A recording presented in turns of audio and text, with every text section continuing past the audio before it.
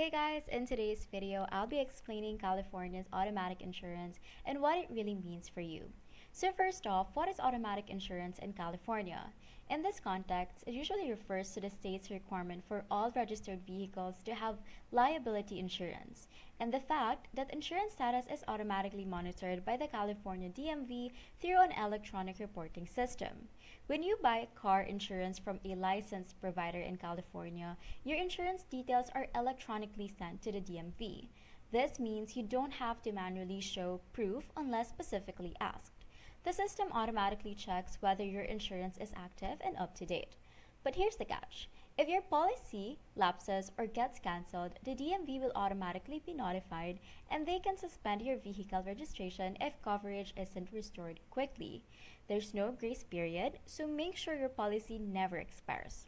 Also, California law requires minimum liability coverage of $15,000 for injury or death to one person, $30,000 for injury or death to more than one person, and $5,000 for property damage.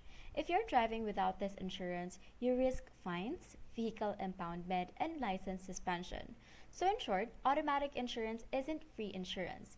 It refers to how the DMV tracks and enforces your legal requirement to stay insured.